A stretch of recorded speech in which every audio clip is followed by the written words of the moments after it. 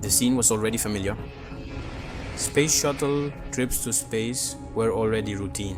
From 1981 to 2000, the space shuttles were launched into space 101 times, all successful except for one. The space shuttle was a machine like no other. The three engines burned about 4,000 liters of fuel per second, and at launch, the space shuttle weighed over 2,000 tons. It was the only vehicle that launched like a rocket and returned as a giant glider. The space shuttle was seen as the world's most complex machine, a sophisticated advanced vehicle for its time, able to carry 7 astronauts and 25 tons of cargo into space. However, safely returning an 80-ton manned vehicle traveling at 7.9 kilometers per second over 28,400 kilometers per hour is a different challenge. Capable of crossing the entire European continent in just a few minutes and typically found at an altitude of 400 kilometers. There was nothing routine about it. It was a very complex and dangerous task. Various pneumatic and hydraulic circuits, electrical and electronic components, valves, flight control surfaces, liquid and solid fuels, fluid and liquid explosives, compressed gases, fault-tolerant computers, microcontrollers and actuators, among others. They needed to work, compute, change state and return results. To move, heat and cool, tighten and loosen thousands of times during the flight, precisely, at the exact moment and with maximum accuracy and minimal margin of error. There were thousands of things that could fail or go wrong and result in the destruction of the vehicle and the death of its entire crew. And on February 1st, 2003, that's what happened.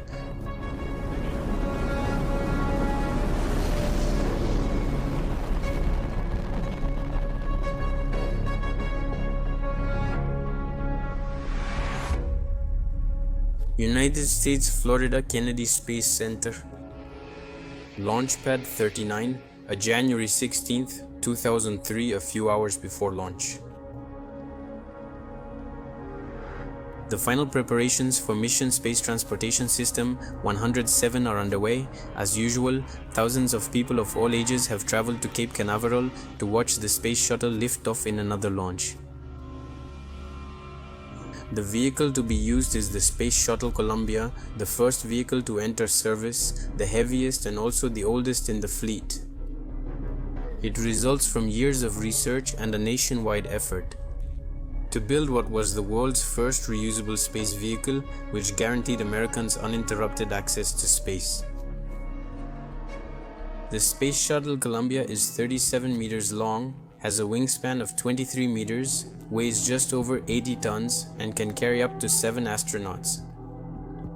Its cargo bay can carry satellites or other equipment weighing up to 25 tons.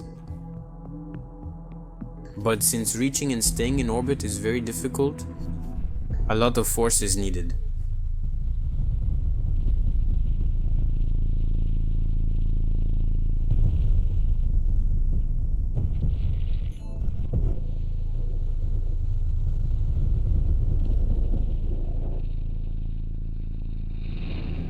The Space Shuttle is equipped with 3 massive engines that consume half a ton of fuel per second and are capable of generating 170 tons of thrust each. And they have a vectoring system.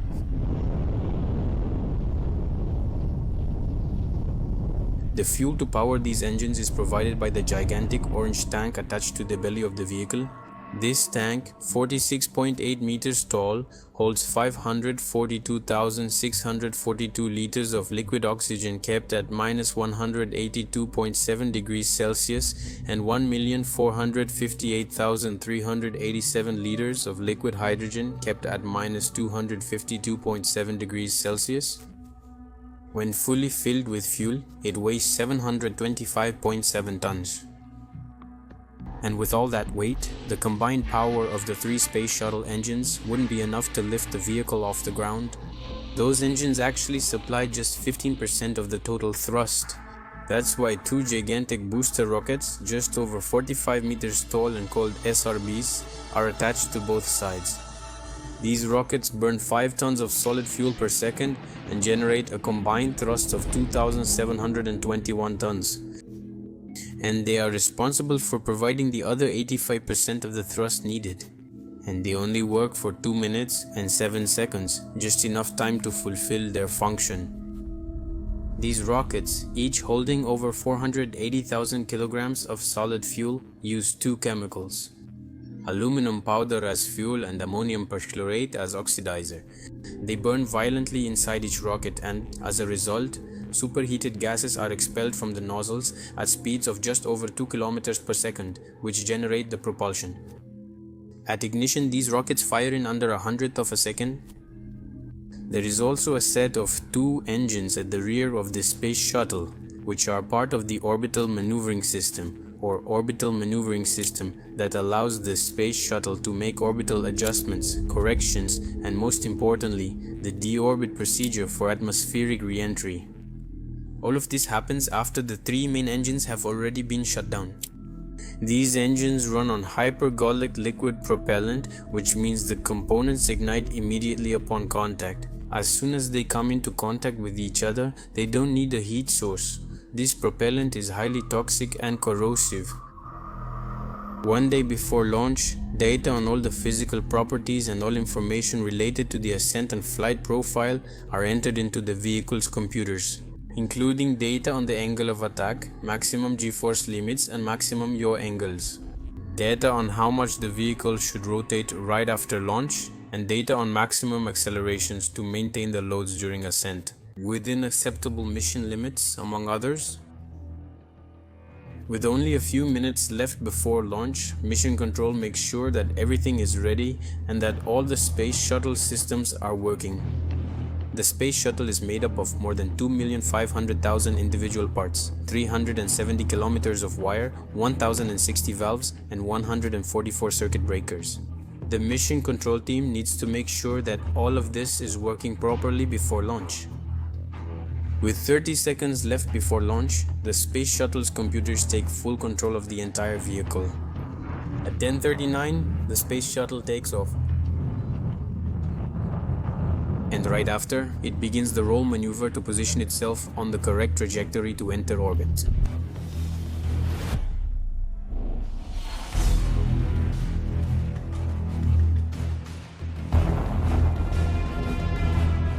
Seconds later, at 81.7 seconds into the flight, a camera captures a small piece of foam from the orange fuel tank's insulation hitting the left wing of the space shuttle.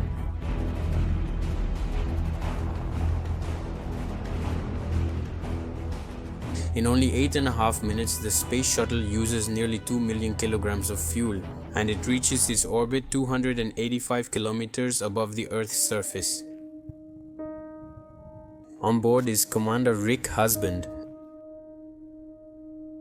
Pilot William McCool, Mission Specialist Michael Anderson, David Brown, Kalpana Chawla, and Payload Specialist Ilan Ramon.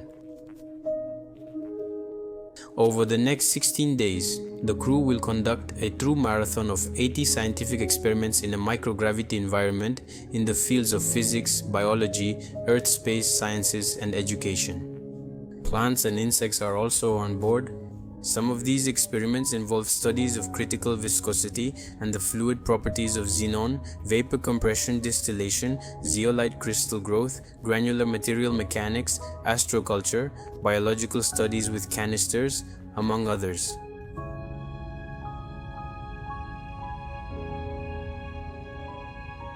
Two hours after launch, as usual, the Intercenter Photo Working Group begins to analyze all the launch images captured by more than 200 cameras spread around the platform. The analysis team becomes aware of the piece of foam that struck the space shuttle during launch, and investigations to estimate the damage are initiated. The space shuttle travels at 28,161 kilometers per hour and orbits Earth about every 90 minutes.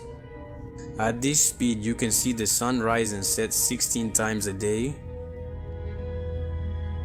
After 16 days, on February 1, 2003, at 8 o'clock AM, it's time to bring the space shuttle and its crew back to Earth. It's also the most critical part of the entire mission. It involves taking a vehicle that's traveling at hypersonic speeds in space and bringing it back safely to Earth. To reach its current orbit, as always, the space shuttle used up all its fuel during the ascent phase. It's moving at about 7 kilometers per second, or approximately 25 times the speed of sound. But to return to Earth, the space shuttle needs to lose speed, but not too much. Under the command of Mission Control at the Kennedy Space Center, a team of engineers precisely calculates the exact point in space where the shuttle must begin the deorbit procedure. This procedure guides it through a narrow corridor in free fall to the Kennedy Space Center runway. There is still a critical component located on the belly and in some other external parts of the space shuttle. This plays a crucial role in the upcoming phase. The 24,300 silica tiles, each uniquely shaped and sized, fit precisely into specific spots on the spacecraft. These tiles, which are part of the thermal protection system, protect the spacecraft from the extreme temperatures of reentry, which reach up to 1,260 degrees Celsius.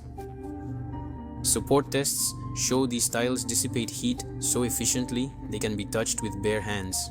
Even after temperatures over 1,260 degrees Celsius, they are extremely light and fragile, each glued individually with special adhesive. When the space shuttle was flying over the Indian Ocean at an altitude of 281 kilometers, Mission Control authorized the deorbit and reentry procedure. Under the command of Commander Husband and pilot McCool, the deorbit procedure was initiated at 8 hours, 15 minutes, and 30 seconds. To return to the atmosphere, the crew turns the shuttle upside down and points the tail forward. This is possible thanks to small 12-kilogram jets fired by the Orbital maneuvering system. Then the two engines of the Orbital maneuvering system are fired for 2 minutes and 38 seconds. Each engine's 2,753 kilogram thrust takes the shuttle out of orbit and slightly lowers its speed from 28,161 kilometers per hour. Once the procedure begins, there's no turning back, and the space shuttle begins its controlled free fall toward Earth with the help of small jets fired by the Orbital maneuvering system. The computers maneuver the vehicle, bringing the front forward and raising the nose of the shuttle to a 40-degree angle.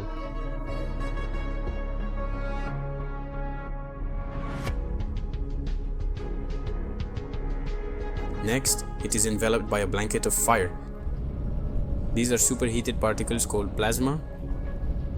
They result from the spacecraft violently colliding with upper atmosphere molecules, raising temperatures above 1,200 degrees Celsius.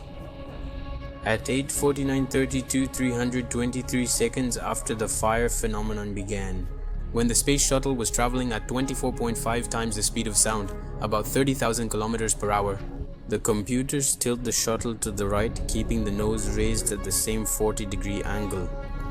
This turn is part of a series of several programmed turns to the left and right, called the S-turn, to ensure balance between the lift force generated by the wings. It also limits the shuttle's descent speed and keeps it from overheating. These turns take the space shuttle hundreds of thousands of kilometers off its trajectory to the runway, but it's a normal and routine procedure. At this point, the space shuttle stops acting as a spacecraft and starts functioning like a regular airplane. At 8 hours, 50 minutes and 53 seconds, the space shuttle enters a 10-minute window in which it experiences peak heating. At 8 hours, 53 minutes and 26 seconds. Traveling at Mach 23, about 28,176 kilometers per hour, the space shuttle crosses California's west coast at 231,600 feet, around 70 kilometers high. He has been in the blanket of fire for just over 6 minutes. At Mission Control at the Kennedy Space Center, Some data is starting to come in indicating above normal heating coming from sensors installed on the left wing of the shuttle. The temperatures, which normally now at 1537 degrees Celsius up from 1454 C, at 8 hours, 53 minutes and 46 seconds when the space shuttle was crossing the state of California. People begin to observe pieces breaking off from the vehicle while it is still wrapped in a blanket of fire. It descends in a controlled way toward the runway at 27,564 kilometers per hour.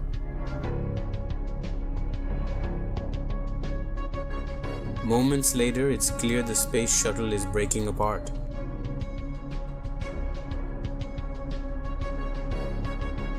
The spacecraft kept losing pieces. The unexpected occurred. The space shuttle disintegrated during the re-entry procedure. The entire crew was lost.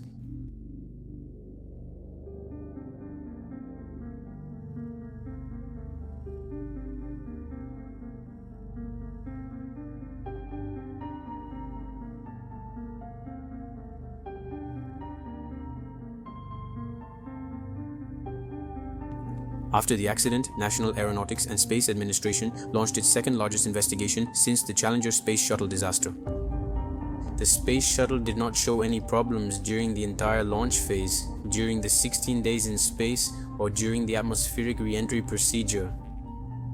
The only evidence pointed to a small increase in temperature above normal in the brake oil lines near the left main landing gear. The investigators focused their attention on the event that occurred a few seconds after launch. The piece of foam from the tank that broke off and hit the left wing of the space shuttle. The investigators calculated the size, weight, mass, angle, and impact trajectory to estimate whether that piece had enough force to damage or create a hole on the reinforced carbon-carbon panels, which are part of the space shuttle's thermal protection system and play a critical role during atmospheric re-entry. The space shuttle's orange fuel tank was covered by several layers of thermal insulation that prevent the fuel inside from heating up, and most importantly, they prevent ice from forming on the outside of the tank due to the low temperatures of the propellants. There's an outer foam insulation layer. When this foam is applied, small air bubbles may form, which is normal. As speed and altitude rise during launch, bubbles expand and break the foam, causing it to fall off. That's something common to happen. To prove that a seemingly harmless piece of foam could cause extensive damage to the wing, the investigators set up an experiment to recreate the exact conditions of launch day.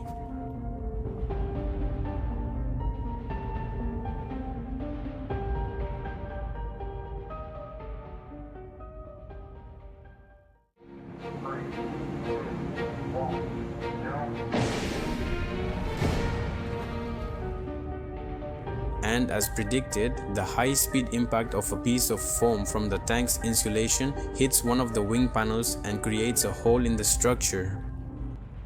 Probably the same hole whose existence no one knew about when the space shuttle performed the atmospheric re-entry procedure at 8 hours, 15 minutes and 30 seconds on February 1st, 2003.